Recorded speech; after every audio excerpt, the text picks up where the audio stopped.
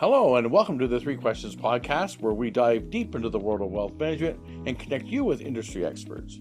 I'm your host, Wayne Baxter, Senior Executive Manager at One Capital Management. Are you or someone close to you consider buying a home somewhere here in the United States? Well, if so, you're not going to want to miss today's episode. We're going to address the 3 questions home buyers should ask before entering into escrow.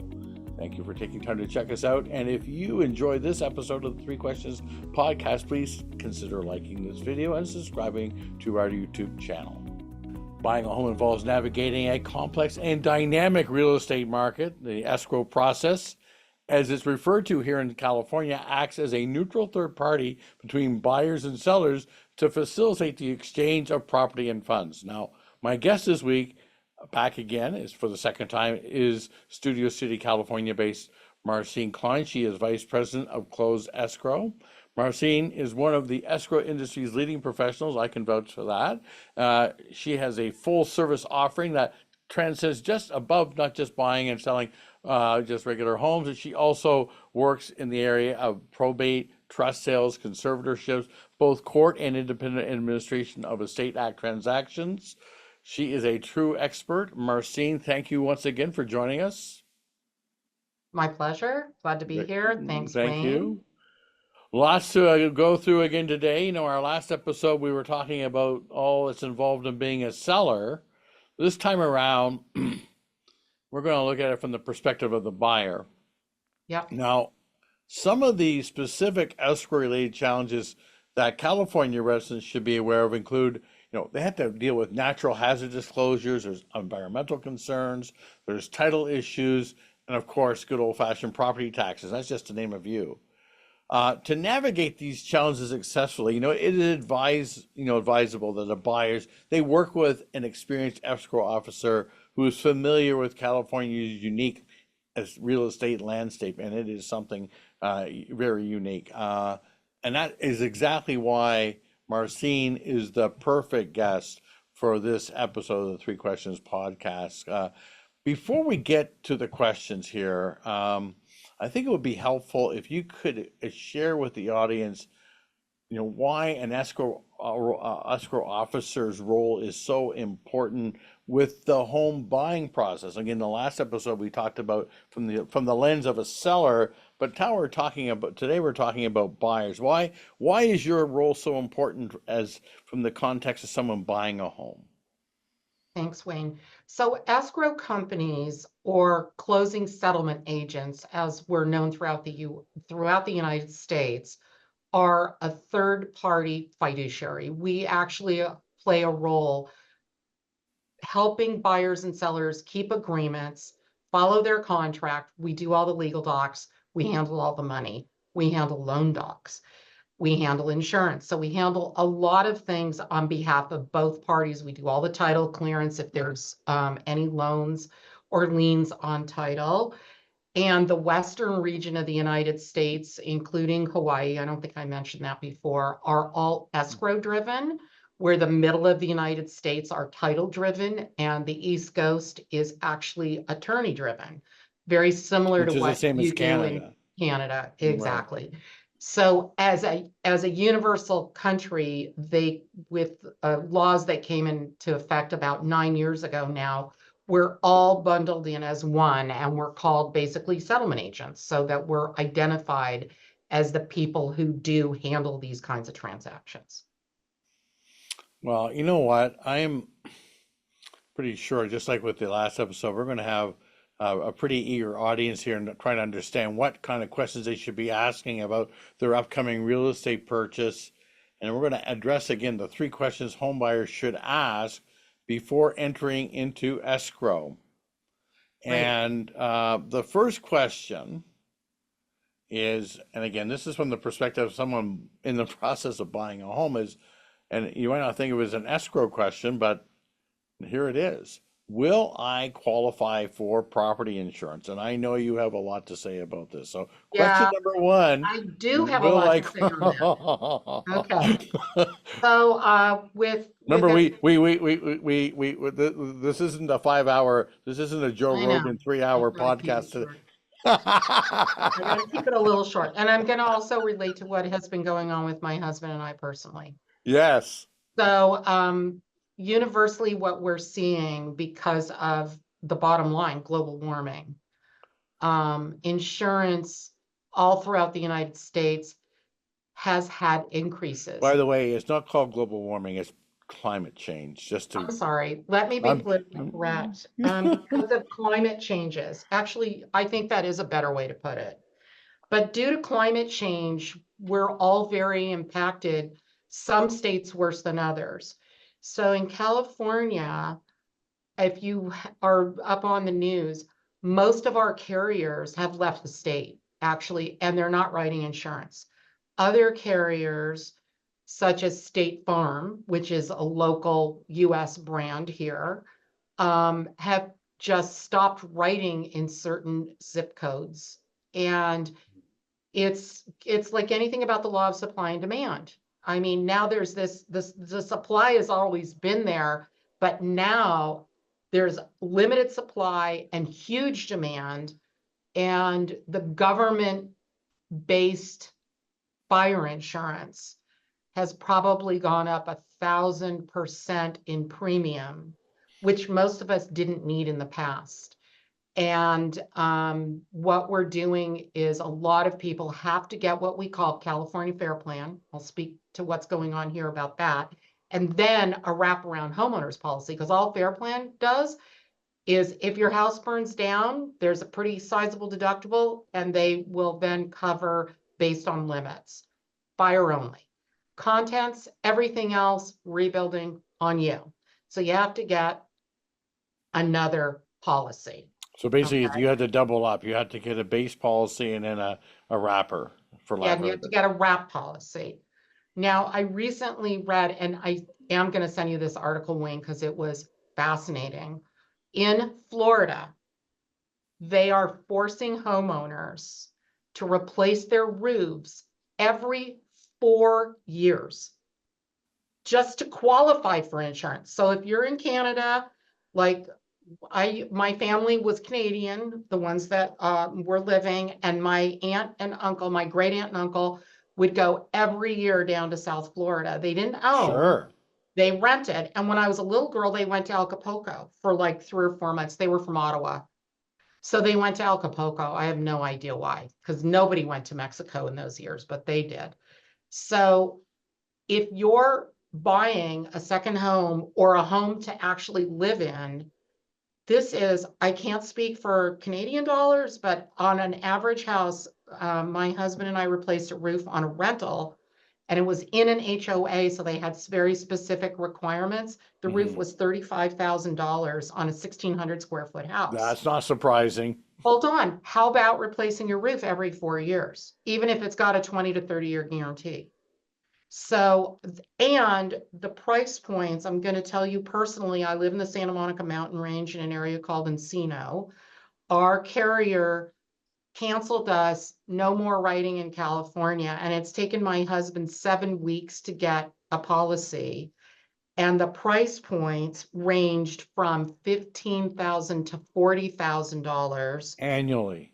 annually, which Sounds is like a property tax bill. no, it's 4 times my property taxes annually. I've been in my home 26 years. Our average policy premium was roughly $2,500.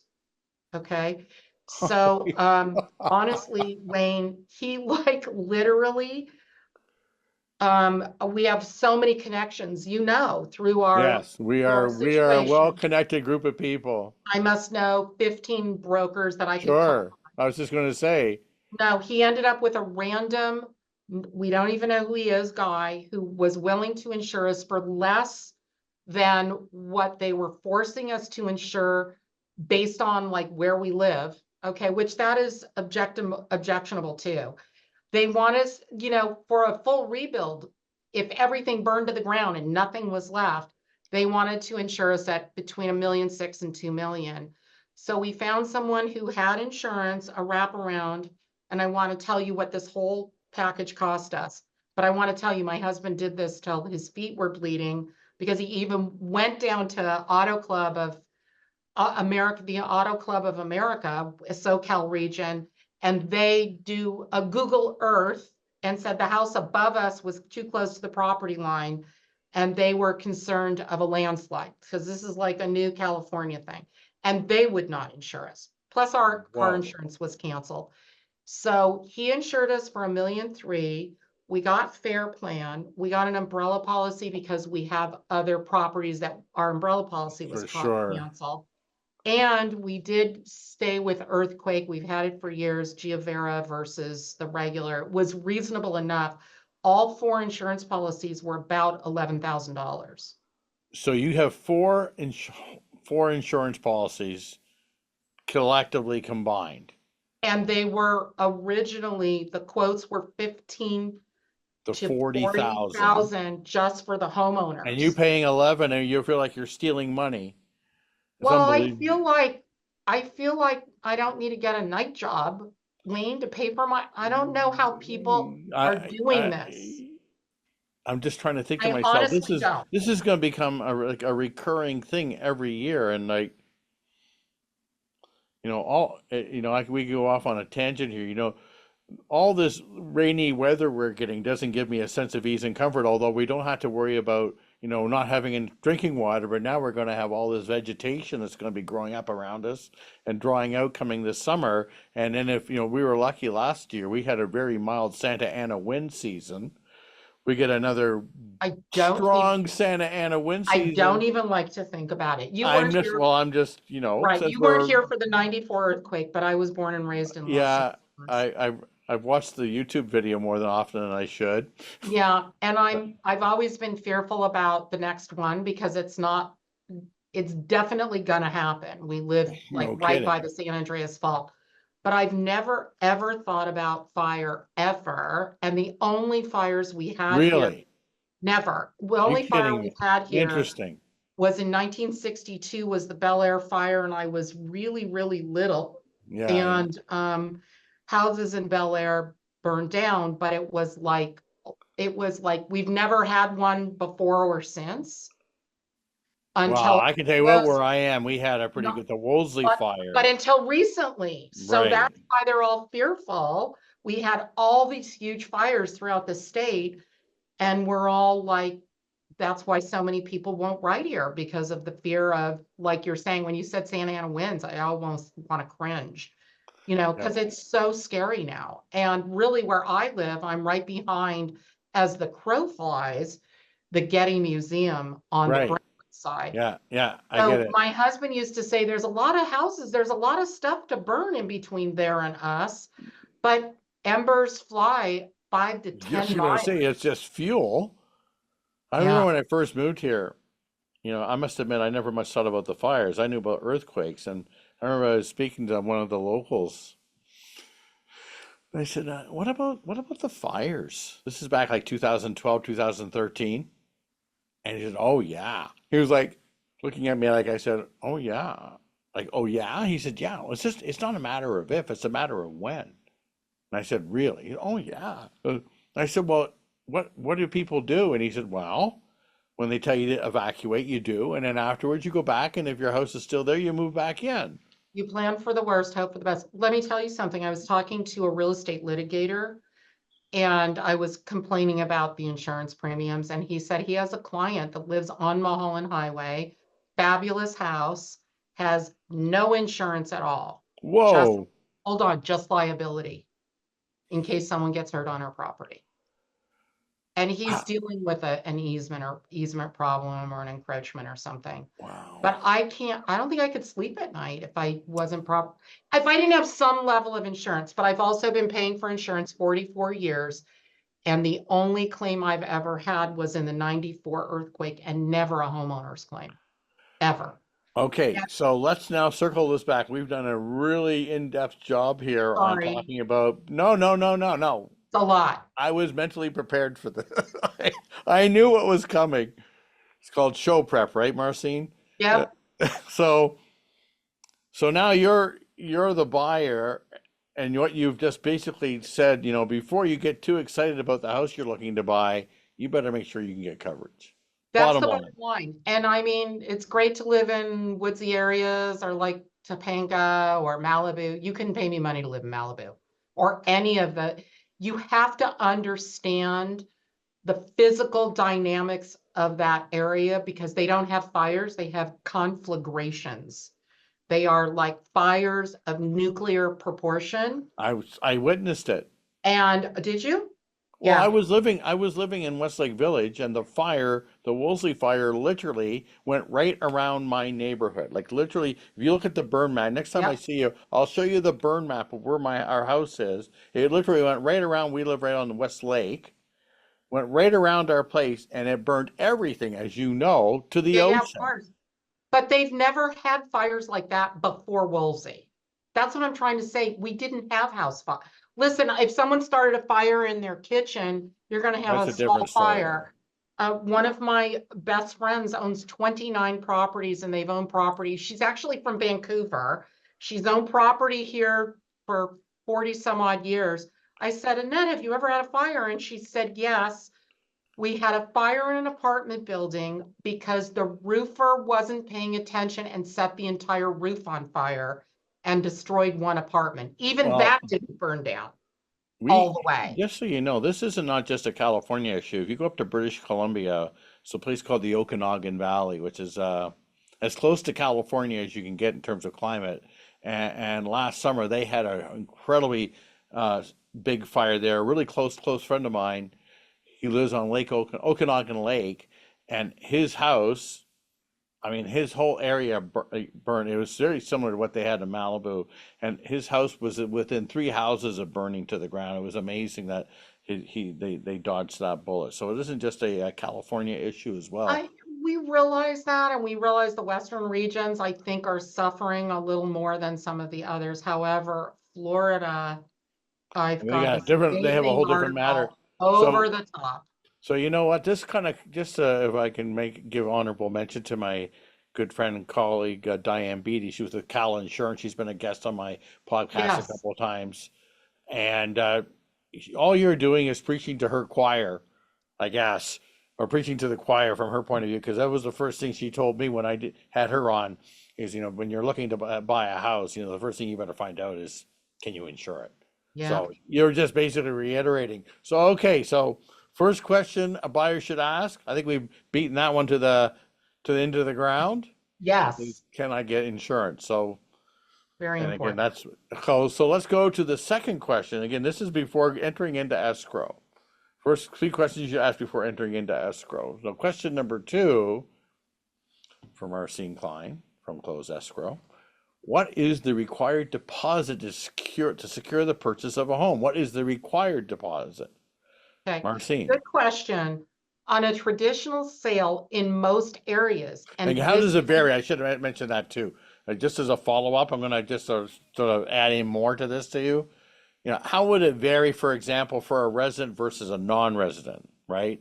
And if there's any other, because I know if for someone in, say, a resident of California buying a house in California, what would they have to put down? Or someone a resident of the United States versus, say, a good old-fashioned Canadian like myself moving down here, or saying, I want to buy a property before I become, like, maybe you could sort of delineate a little bit of the differences amongst those. okay. Um, in a general sense, buying a house, if you love the house, you want the seller to take your offer.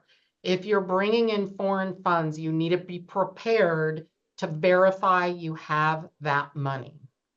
Obviously, places like Canada, England, Australia, those are going to be the easy ones because everything is in English. South Africa, I would presume, is in English, and other areas where English is a dominant language, right?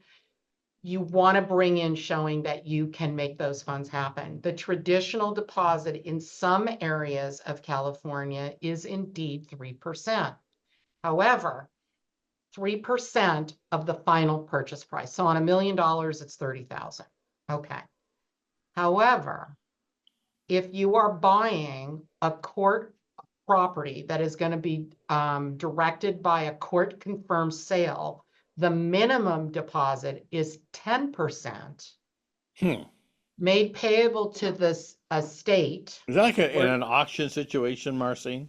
that is traditionally probates aren't auctions, but the money goes to the estate or the attorney representing the estate. it goes to their trust account. And then they hold on to it till the hearing date.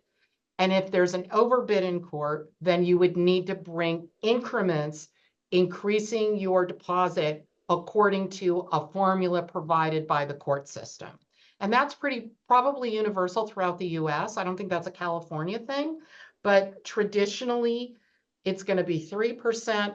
If I were a foreign buyer and we were in a seller's market, which I don't think this is really a seller's market anymore, but if I was in a hot market, I'd probably offer a much bigger deposit to get somebody to really pay attention to my offer. Yeah, I was going to say, I don't think too many people around, don't think you're going to find too many people biting on a 3% cash down. Yeah, Um, I mean, the other problem is also, you have again, to give supply and demand. insurance too, though. Yeah, well, of course, but the supply and demand is also an issue here as well, Wayne. Yes. While we Is have it ever? properties on the market, it's very, very limited. And the thing that's the big holdup is the former rates we were Of all course. Yeah, experiencing. when you find out that you're sitting on a 3.25% mortgage for over 30 years, and you wake up and with what's going on right now with interest rates, and you're waking up and finding that the best you're going to be able to do is get 7.25. You know, the arbitrage is not too favorable. Let's just put it that way. Well, no, and there are circumstances in which people will be selling, and that's usually death and divorce, sometimes expanded families where you just can't live in a 2-bedroom house with 5 kids. It doesn't work. And so you're going to find that those are the kind of people that need or have to move. Or the other thing, relocation due to jobs or family I mean, circumstances. what Those are what all you're big. doing now, I think, is you're getting rid of all of the aspirational selling out of the market. Basically now, I think a key part of the market is those, when you have to sell, you know, Right. but the aspirational, gosh, I'd love to live there, you know, those are going by the wayside. Right. Um, I mean, nobody's moving. When I was a little girl, people didn't move. You went from elementary, junior high, high school with all the same kids. Why? yes, No one moved. I mean, it wasn't about the interest rate. It was just like people didn't move, right. and our markets were very, very flat for 30 years through till the 90s, from the 60s to the 90s, believe it or not. And I that's believe when it. the late 80s are when things really started to change, Yeah. where Ba- we were Baby finally baby catching boomers, up. baby boomers drove the market, let's be honest. Well, and now you're going to find the largest transfer of wealth in the history of the United States Trillions of dollars. with regard to money and the sale of real property. Right. It's fascinating what's going to be And happening. I'm pretty sure the municipalities and states are licking their chops. Licking their chops. You bet that. Okay, so let's go to question number 3. Again, the 3 questions buyers should ask before they go into escrow. Now, in the last episode, we talked about this from the idea of the seller, but now we're going to look at it from the idea of the buyer. What are the traditional closing costs related to, closing on a sale of a home? And again, let's focus on this episode on what are the buyers required to pay? Right. So traditionally, most people, I mean, we do a lot of cash transactions, but we're going to talk today about what it looks like when a buyer is buying a property and getting like 80% financing, because it's kind of very traditional. Yeah. So buyers traditionally pay all the expenses in conjunction with the loan: credit report, points, appraisal fees, um, prepaid interest, mortgages in the US. I assume it works this way in Canada, but I'm not truly sure. Mortgage interest is a month in arrears, where rent is paid in advance. Is that the same in Canada? Yeah, mortgage is paid in arrears. Right. So the April 1 payment was for the month of March. Right. Okay. I think the big difference in Canada is that you're not finding 30-year mortgages in Canada. You can get a 20-year amortization, but the traditional Canadian mortgage will renew every 5 years. Yeah, no, I recall that. And here it is a little different. You can maintain a mortgage. Um, there's so many different programs nowadays. You really need a great mortgage broker to like lay all these charges out. So 100%. all of those charges, all the fees in conjunction with borrowing money, including prepaid interest, that's all comprehensively part of those numbers. The other thing that's very popular is having what we call an impound account, which means your lender collects money upfront to eventually pay for your property taxes, which in California are fiscal, and I believe they are in most states, but definitely. I can vouch for that because I'm going through that right now with the purchase I'm making in Ohio. And exactly, yes, Yeah, so all you're true. going to impact, and it's easier for some people. Some people don't like to budget, so they impound taxes and insurance, Yes, and then it's collected with your mortgage payment. So instead yeah, of your payment being in theory $1,200 a month, it'll be $1,800, but then they pay everything for you. exactly. I don't like that for me because I don't like anybody holding on to my money. And I'm very controlling. I like to make sure it gets paid on time. And I like to do that myself. So, it's just all depends on what your lender desires. So all those expenses, and that can be a percentage or a percentage and a half, depending upon the time of month you close, of the loan amount, right? The other things you're responsible for to pay for are title insurance that protects your lender. That's mandatory across the US. All your recording fees, nominal, couple $100. Escrow fees, which are the prepare settlement fees, whatever the settlement fees are, and legal docs. And the other big ticket item is the first year's homeowner's insurance is also required by a lender to be paid upfront. Yep. So if you've got a $5,000 premium, that goes right into the pot. And if you're impounded, they'll collect 2 months on top of the 5,000 based on that as an annual amount, and they'll collect that all through escrow. So you could be seeing charges of up to 2.5% to 3% of your purchase price Hmm. for basic closing costs. So be prepared. It isn't just the price of the property. There's going to be some additional Right. pricing on top of that. Well, this has been fun. I mean, we've done 2 episodes here. Uh, I know the conversation today is going to raise some eyebrows, especially on the first question about the property taxes. I'm sure there are people who are going to want to reach out to you and have a slew of questions for you. And as I'd asked you the last time, if anyone wants to reach out to you directly, Marcine, what's the best way to do it? Well, either email or phone. My email is mkline, Kline, M for Marcine, at closedescrowinc.com. And my phone number here is 818 area code 850-4980. That is the direct Perfect. office number for the staff and myself. Wow. Marcine, you've been a great guest. I really enjoyed having you on. My pleasure. Thank you for You know, we having probably me. could pull off a 3 hour type Joe Rogan type Oh podcast, just the God. two of us. Oh God. I think we could probably, now that I think of Well, it. I can go on, Yeah, I but can tell. And I enjoy your company regardless, thank and you thanks a so lot. much. Thanks again to Marcine Kline. She's with Studio City, California based, Closed Escrow. Great guest. Look forward to having her again. Thanks, Marcine. My pleasure. I look forward to bringing you the Three Questions podcast, and I hope you find them educational and informative. Please consider liking this video and subscribing to our YouTube channel. And to receive a notification of when our latest episode has been posted, please click on the notifications bell. Lastly, to schedule an online Zoom consultation with me to discuss your wealth management needs, please click on the description link below, www.onecapital.com/meet with Wayne. Thank you, and we'll see you soon.